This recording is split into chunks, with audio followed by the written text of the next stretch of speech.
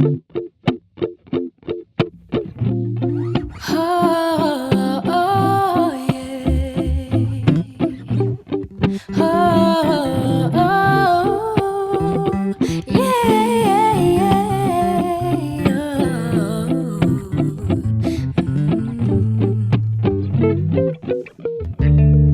I wanna confess all my feelings, convinced that I'm naturally healing. So here I am laying it out. These thoughts can get so overwhelming. I look back and I'm hearing you call me. Said you love me, then why you yelling? Whatever I did was always wrong in your eyes. Your words are honey-coated lies. Can't blame myself for being blind. You know what they say about breaking a cycle. Loving myself got me out of the spiral. You wanted to conquer, but I won the title. Now you can die, yo. Say I leave a message at the tone. The girl you knew is gone. Yo, what is going on YouTube? My name is Billy Davis. If you guys are new here, definitely be sure to like this video and also be sure to subscribe to the channel, because when you guys do that, what happens is we go to a different stratosphere. That's just the way it is. But guys, today I'm so very honored, delighted. Is that a word? I don't know if delighted is a word. But honestly, just super excited to have a conversation with somebody who I actually just met fairly recently, who is involved in the local music scene here in Michigan. She is somebody who I would describe as natural and authentic, very true to herself, and just a person that you want to be around at all times. She has such a beautiful soul, and it rings so true, and today you guys get to learn a little bit about her, and I'm going to introduce you here, Zeisa. How are you? Thank you, Billy. I'm great. How are you? I am wonderful. How are you? I'm doing pretty well. Okay, You know, okay. had a really busy summer, so I'm happy to just kind of let things slow down a little bit. Okay, all right. So I'm going to open this up the same way I open all of my interviews up. Yeah. I don't like calling these interviews. I like calling them conversations. Yeah. I'm not asking questions. I'm just letting my mind tell me what's happening. Mm-hmm. I want to ask you, who is Zeisa? How would we describe Zeisa? Who is she as a person? Ooh, that's a really good question. I guess if I were to describe myself to somebody who's never heard me before, Okay. I would say that I'm just a person who loves making music and sharing my perspective of the world. Okay. I am a great friend. I'm a really good listener. And I like to say that I walk through fire for the people that I care about. Oh, wow. And I bring out the best parts of people, or at least I try to. Yeah, absolutely. I can attest to that. Getting to know you in the short span of time that I have, it seems like every conversation that I've had with you has been one of just, again, I think it falls back to just being natural, right? Everything with you really does feel natural. It feels like it's supposed to flow. Like, it doesn't feel like there has to be anything structured or anything like that. Like, you just seem like that kind of person. I don't know, maybe I'm crazy, maybe I'm not 100% sure, but your energy just rings, and it's like anytime, at least I've felt you walk into a room, it's just been like, whoa. You feel your presence. Yeah. That's what I'd say. But I want to also dive in and kind of ask a couple more questions and just get to know you a little bit more. And I want to, talk, we've obviously talked off camera. I want to ask you some things about your presence and how you present yourself. Yeah. One of the big things is the scarf, right? Yeah. I feel like this is a good opening conversation here. It's Definitely. the scarf. What inspires the scarf? Why do you wear the scarf? The floor is yours, please. Yeah, sure. So I started wearing the scarf once I started posting more about my music and my content, and really trying to understand, who do I want to be as an artist? What do I want to represent in this industry? And how am I going to separate myself from the 50,000 other female, artists that are out there doing R&B and jazz music? And I think the biggest message I wanted to put across is, I'm a queer artist. Okay. So my whole life I've struggled with the fact that I have a very feminine presentation. And in this industry being so male dominated, there are a lot of times, more often to not, and a lot of artists don't really talk about this. I've learned, female artists, there are a lot of closed doors where people will ask for certain advances, physically speaking, in order to make it ahead in this business. So, okay, before you continue that, Yeah. That's another question that I actually had. You know, what is it like being a female? And now you bring up a female queer artist as well. Yeah. What is that like for you, like in particular? Like how has that affected you in spaces? You know, it's caused me to grow a really tough skin.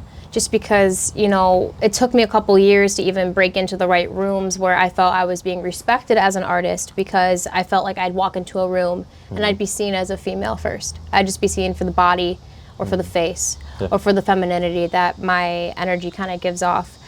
And I would have to say no to a lot of opportunities that could have gotten me far, but I wasn't willing to like go against my own integrity or my own morals or something that wouldn't allow me to fall asleep at night feeling happy about my decisions. Good. So I told myself that I'd rather take the time and go at whatever pace it takes rather than try to jump through some skipping some steps that might affect who I feel. You want to be natural. Yeah. You want it to feel right. Yeah. You want people to respect you for you. And to be honest with you, there's absolutely nothing wrong with that, like, at all. The fact that people are even like that, it blows my mind, because obviously being a male in the space, it is a little bit different. You know what I mean? Yeah. You normally get respected for your talent. You're looked at a certain way. You know, if you suck, you suck. If you're good, you're good. That's Right. just what it is. Very black and white. Very black and white, right? But I can see, she's wearing the gray here, the very gray line Yes. that being a female in this space can bring. So I want to kind of, you know, scurry on back to the scarf. Yeah, so the scarf is kind of a representation of, you know, for a lot of women, their femininity falls in their hair. And I kind of want to represent in this industry that I can dress modestly. I don't have to be the atypical female, you know, sensual sex pot artist to get my story across and to get my melodies across and to still give that same kind of product. Now, let me ask you this Yeah. real fast. How do you view the women that do use that to their advantage? I respect it. Cool. You do what feels right to you. I feel in my personal history that I've only ever been subjugated as a woman, and I've never been treated seriously as an artist, and it took for the scarf to really show people like, hey, like, I'm here as a musical vessel. I'm just here to spread music and to spread love and to spread support, and if at least one person likes it, great. And normally that one person is myself. As long as I'm happy with it, whether people take the time to listen to it or not, I appreciate it either way. Whether you like it or not, you took the time to make a decision, and that means the world to me. So, you know, the scarf, my whole joke is that, you know, you might not remember my name, you might not even remember my music, but you'll remember the scarf. That's fair. It's very fair, because that is the one thing. Obviously, me personally, I've always remembered the music. Yeah. But yes, the scarf stands out. It does. It's just, I think it's different. Number one, it's unique. And it's very true to you, which if you guys watch the intro of this interview, or again, I hate that word, Yeah. conversation, you'll see the natural version of Zeisa, because that was the whole goal here, is just staying very true to you, because again, I do believe that you are one of the most authentic people that I've ran across personally, which speaks volumes. It was funny. The first time that I was actually introduced to Zeisa, we were actually at the Rebel Music Fest. She was performing, and I was one of the judges. And it was there where I got to see her perform. She's probably seen me, but my jaw, you could see me in the corner, my jaw was dropped. I couldn't move away from her and what she had going on stage, because again, your presence speaks volumes. So with that being said, and with all that, I want to ask you a little bit about the performance and stuff like that. How is it performing as a woman in this industry? How is that different maybe? Yeah, you know, I think there's definitely pressure to act a certain way or to present yourself a certain way, especially on stage. And the headspace that I kind of put myself in before I go on stage is, if I were in an empty room with a single spotlight, couldn't see anybody, But I can imagine a room full of people in my life who I might not talk to anymore, or versions of myself that I haven't ever been able to face until now. What would I say? How would I want to go across my music in that space? How do I want to connect to somebody in that way? Even if it's just me talking to myself and forgetting who's in the room. I want to open up a space where it's okay to be vulnerable. It's okay to be angry and scared and jealous and joyful and prideful and passionate. I want to make sure that it's an open conversation of, hey, this is something I've felt. Have you felt this way too? And if you don't feel that way now, if you feel that way in the future, you can come back and know that this is a safe space where you can feel that way. I think that's the number one, that might be the best word to describe you, is safe. You make people feel very safe. I don't know what it is about her presence, but you do. Which, that speaks volumes about you, by the way. I appreciate that. With performing, right? It was different from everybody else's. You put on, it was almost like choreographed. Yeah. You know, I did do a little bit of choreography throughout my piece. I wanted to show a physical side to the story, as well as like the emotional side of the story. I was a dancer before I fully pursued my time in writing. This is new news to me. Yeah, you know, I was a dancer from the time I was 2 until I was about 20. Wow. Yeah, so dance and creative expression has always been a really big part of my life. I've been writing since I was 9, but didn't really start taking the business for what it was until I was about 18, 19. And I'm about to be 25 in about 2 weeks. So you poor now thing. that I know, it's been the roughest week of my life, having that frontal lobe kick in. Yeah, it's been a that different bad beast. boy kicks in when it kicks in. It's been a different beast. I tell, you know, it was really funny. Devin over here, our camera guy, he, not to make this about me, but I think it plays into what you're saying here. Me and Devin, at one point, we had sat down in his car, and this is at a time where I was going through something with somebody, and we were getting ready to split things off, right? And he had told me, I was 24 at the time. Devin was 25, obviously. About to be 26, I was about to be 25. Devin goes, this was the weirdest year of my life. Like, everything about this changed. Like, everything about my life changed.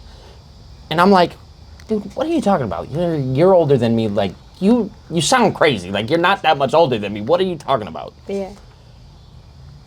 Until I turned 25. Yeah. And once I turned 25, I was like, we get through the year, Devin and I, we were living together, things happened, bunch of things happened, just all while I was 25. And I was like, oh, that's what he meant. I was like, okay, yeah, that was the craziest fucking year of my life.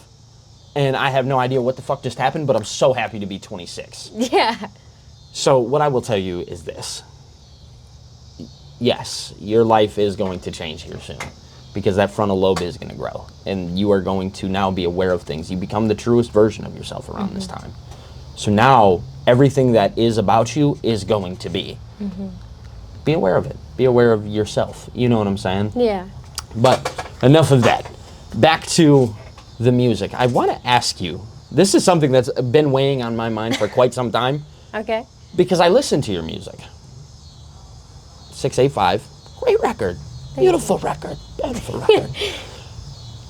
But I hear somebody else on this record. Okay. Because it's who you sound like. Okay. And I'm interested to know if you take any inspiration from her. Okay. Jhené Aiko. If there is any inspiration that you have possibly taken from her, I guess I'm interested to hear. Have you listened to her music, anything along those lines? Oh yeah, I've been an admirer of Jhené Aiko's music since, oh God, probably since like 2015, 2016, when I was really in the midst of pouring my heart out into my journals and writing poetry and things that felt personal to me, and trying to figure out how I wanted to express myself through writing. And it's funny you say that, because I actually wasn't channeling her energy in that song. I was channeling one of my like younger inspirations. I was always a really huge fan of JoJo. like since I was Really? like 10. Really? Yeah. Love JoJo. Like- JoJo is outstanding. Yeah, she's incredible, and still, I mean, I think she's like what, in her late 30s, early 40s, and she still sounds the way she did she's when she was killing it. 15. She's killing it. Yeah, I feel like she's one of those rare artists where she was able to grow through her career, and like her music is still just as fantastic as it was when she was a kid. Yeah. So, which is crazy because yes, I do hear a lot of Janae in there. Just strictly, I think it's just the way you sound though, and I think that's where it comes from. It's not so much of maybe the energy that you're channeling from. I think it's just your sound. Like your sound is very her. Oh wow. For me personally, Janae, I'll be honest, you know, I've always been the hip hop head, you know what I mean? I was never really big into the singing aspect of things. But her, on the other hand, she did a song with Logic, if you know who Logic is. Yeah, I know who Logic is. She did a song with Logic, and it was called Break It Down, I want to say was the name of the record. I can't remember off the top of my head. But she did this record with him, and I remember her voice being in the background, and I was like, this is the most soothing thing that I have ever heard. So I want to say that that is what your music feels like. It feels very soothing. It feels very roll the window down, drive. I like You know, curating driving music. For Absolutely, you can tell. So I kind of want to talk about your record 685 a little bit. I kind of want to talk about, you know, because I know that that's one of the records that's out. You know, where did that come from? What inspired you to write that? You know, it's actually a really crazy story. So I was with a previous partner, and we were doing a last-minute run right before moving in together. So we had driven from Detroit to North Carolina and spent 24 hours in North Carolina for coming back. And I was in a room full of other artists, haven't spoken to them since, like never met them before that. So it was just a very rare encounter. I hope they're all doing well out in North Carolina. And we were having a session, and while we were doing a jam, the number 685 just randomly came in my head and wouldn't leave me alone until I wrote it down in my notes. And I was like, all right. Well, it's so funny because it's 586 backwards, especially where we're from. I don't know. That's I know, a it was play. so weird how that happened. So then I kind of forgot about it for a couple weeks, move into the new place, and I'm looking through beats, just, you know, trying to write. And I come upon this one beat. It was named like Rain or something weird. And the number 685 popped right back into my head. And I was like, okay, that's got to mean something. So I, you know, did some symbology research. I have like this tool that I used in high school from the University of Michigan that, you know, can go into detail about symbolism through literature. And each number represented something different that was very personal to me in this 7-year, I guess you can call it a situationship that I had with this individual from the time we were like 15 to like 21. Okay. It was the person before who I was with at the time. So I just kind of started writing out my feelings and kind of trying to tell the story of how it came to be where I am now, which is like I changed my phone number, I changed who I am, I'm not that person anymore, I've outgrown you. And I have it all to thanks to just this random encounter in North Carolina. Wow. It kind of just brought it all out for me. And it felt very, very much like closure. So, you know, you just brought up something. I want to say that that's beautiful, number one. Thank you. It is absolutely outstanding. But you also brought up another thing. You brought up outgrowing. And I kind of want to talk about that a little bit, just with people in general. Yeah. You know, how many times have you dealt with a situation where maybe you felt like you've outgrown, and not even just people, maybe a situation? You know, has there been times where you've maybe had an old song where you're like, oh, like this no longer suits me anymore. This no longer goes with the situation that I'm dealing with now. Like, do you think that maybe you've ever had any great songs where you've like, oh man, like I need to scrap this, but it's great and you don't want to, but it's just no longer dealing with your situation? You know, I've actually never felt that way. No? No, the music that I write, I kind of play as like a diary entry, a journal entry. So like I can listen to something that I wrote, you know, 6 years ago, and I listen to it and it takes me back into like where I was in that point in my life. I'm like, dang, like I'm sorry you felt that way, or it's okay that you felt that way. I'm glad that you got your point across in that sense. I've definitely made some songs where it was like, is a great song. Will I ever put this out? No, because it's just too personal, and it feels like it could potentially harm others, which is not the intention when I put out music. I don't agree. I don't put out music with the intention of I'm going to let somebody else know that this is about them and they're going to feel a type of way. It's more so, how can I objectively tell my story and tell my emotions without involving other people? Because at the end of the day, it's about how I feel and me trying to get across my experience, not trying to put myself in somebody else's shoes or That's try to very fair. assume other people's. Absolutely, yeah, I'd agree with that 100%. You know, you never want to just, like you said, I mean, you don't want to put yourself in somebody else's shoes. Yeah. You know, I think that's the truth. I have so many questions. Just, I do find you very interesting. So if I seem off board here, you know, just understand, like, these are just a lot of questions that are just coming to my head as we're sitting here conversating. Yeah. But earlier you had brought up that, you know, you were dealing with being queer and a female in this space. Yeah. And I have to ask, has that caused anxiety, depression, you know, and if so, how has that affected you? You know, it's definitely been a struggle because I feel as though, based on how I look and how I present or how I would present myself, a lot of people kind of just put me in this box of like, oh, she, her. Easily, yeah. And I'm not gonna lie, there have been times at events where I've completely dissociated because I'm so much more than that. And, you know, I've gone through a lot of counseling talking about it because it's something that I feel isn't discussed enough in the community. It's not. And especially our community out here, like, you don't see a lot of queer artists. Listen, you know, it's the truth, you know, especially hip-hop. You know, I'm not going to sit here and bash hip-hop for what it is, you know what I'm saying? But in the hip-hop space, it's not very welcomed. At least that's how they've made it feel. I'm not going to say that that is 100% the truth, because obviously I'm not everybody else. But it's true. They have made it feel like those people need to be separated from, you know, what's going on here. They need to put themselves, you know, I have some of my greatest friends are, you know, trans and queer, and I tell people they've made better music than the regular music that I've heard from normal Joe Schmo up the street. So you know, I'm glad that you bring this up and have this conversation, because I do feel like it's something that, you know, it's 2024, we're growing. Yeah. I think it's time to grow. Yeah. You know what I'm saying? I feel like everybody should be accepted for who they are. I don't know. I find that absolutely outstanding, and thank you for sharing that with me. Yeah. And feeling comfortable enough to share that here. It means the world. But overall, you've also told me a little bit about an album. Yeah. So, oh my gosh. Yeah, here we go. What I want to say about this. So, we are jumping back and forth right now as to the logistics of the album, i.e. how many songs I want, where do I want the story to tell, and how I want to go about it.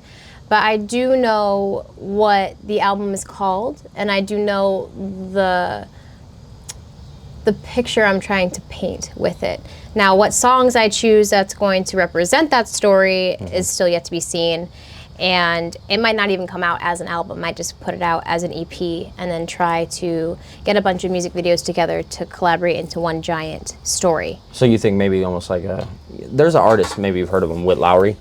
Okay. No, I actually haven't heard of him. So he actually did something similar to that, where he had like 10 songs on an album, and he shot every single one to where they flowed as like a movie. Yeah. That, I think, is one of the coolest things that you can do, because that seems to be like your gig here, is you're telling stories. Yeah. Where does that come from? I've always been a storyteller. You know, growing up, I didn't have a lot of friends or anybody I could really connect to. So I would always find myself writing stories or scripts or plays, and I would get lost in books. And actually, metal music was really huge for me when I was growing up, like in middle school, like screamo bands, because their storytelling was so profound and passionate, and like that plus like the rock music behind it just gave it so much oomph. And you know, I've always wanted to be that type of artist, like in my own way. I just want to tell stories. I want to like paint the world in such a unique picture. And you know, it doesn't take a lot of heavy lyricism to do that. It's more so about like your intention and the inflection of your voice, and you know, saying like, she walked across the street and she walked across the street can tell you a different story, if that makes sense at all. Absolutely, it does. So yeah, I just feel like with this album, I'll get back to it. It's called Ghost in the Wall. Ghost in the Wall. And the way I kind of explained this to my partner and our team out in Philly is like, when I think of my life, if I were to go inside my head and if I were to project that onto a screen for others to see, I see it as almost like a gallery hallway. And each photo on the wall is a screenshot of something in my life that has changed me in some way, whether it's for the better, for the worse, rich or poor. It's all impacted me in some way, the way that our DNA impacts us as people. And the story that I'm going for is, this is a collection of things I've learned in the past 25 years of my life before I look over into the next 25 and what that's going to look like. And so there's talk of loss of friendship, there's talk of loss of relationships, losing myself, seeing in the reflection of myself, learning to love myself, and saying that, you know, there might be ghosts in the wall trying to find their way back in, but I've made peace and moved forward, so you will never be anything more than a ghost to me. You're not able to come back into that physical realm because I've moved forward and I'm moving into the future. Yeah, that's one thing that I think we've all dealt with a little bit in our lives is, you know, you have people who they only know a certain version of you. Yeah. And as time goes on, you learn, at least from my own personal experience, that's like, that person no longer knows this version of me. You don't have this access to me like you once did. I think that's a beautiful name. Thank you. And I'm really looking forward to it, especially hearing all this. Your story, and like I said, your presence is just outstanding, but it also comes from other people, because in this you have a lot of help. Yeah. And you brought him up, so I figured I'd bring him up. I want to talk about, you know, your partner and the team that you have out in Philly, because you've done a lot of work out in Philly. Yeah, you know, for the past 3.5 years, I've been driving, flying, might as well be kayaking at this point, between here and Philly. My incredible partner, his name is Dalt, D-A-L-T. He is also an artist, producer, and his best friend is also an incredible artist, producer, engineer. His name is Little Bomb, and they're part of a collective called 215 Alive, which... Little Bomb? Yeah, Little Bomb. That's fire. Not a big bomb. Yeah, Little Bomb. A little bomb. Little Bomb. Little Bomb. We love Little Bomb. That's fire. I kind of joke about how we're the Three Musketeers and we all sit in a room. Yeah. Because we just vibe off of each other in such a great capacity. That's awesome. So 215... Alive. Alive. Yes. Okay. I'm like the only Michigan artist that is a part of it, and I believe the only female at this point in time that's a part of it. But it's a really great group of people. There are musicians as well as vocalists and producers, and everybody kind of just pulls their own weight and isn't afraid to come to the table and work together and put some really beautiful pieces together. Yeah, I mean, definitely hearing your music. You know, I've never listened to them, so you can send me some stuff. I'd love to listen to their stuff. Definitely. Hearing your stuff, though, bounds and lengths. Thank Amazing. You. I appreciate that so much. I wouldn't be me without them, to an extent. Yeah, absolutely. I'm very blessed. My partner does a lot of the production for me. At this point, everything that's out was produced by him. And Bomb is an incredible engineer, and I've never loved my vocals more than working with him. So, you know, it's a bonus that we're friends, and Dalt and I happen to be partners and lovers, and that's shout out Bomb and Dalt. Yeah, shout out Bomb and Dalt for real. Those are my for lifers for real. But yeah, you know, I've learned that it really takes a village, and you can get yourself far, but without building a certain team and structure. Yeah, you have to have a village behind you. Yeah. Here at the Rebel Music Fest, that's what this has turned into. It's become a little village, and without a village, you don't function. Yeah, definitely. I tried for the longest time to do this by myself, and I learned that I'm only one entity. Yeah. I cannot do this alone. Nobody can.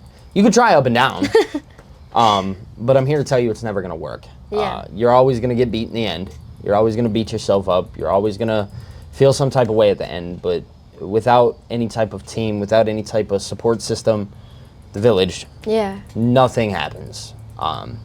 So be proud of the people that you're around and make sure that they're the right people. Definitely. Yeah, you have to make sure that, the people that you have surrounding you are the right people. Are they going to go to bat for you, or are you going to go to bat for them? Yeah. You know what I mean? That is the most important piece. But Zeisa, I want to ask you, a little bit about where you see yourself potentially in the next 5 years.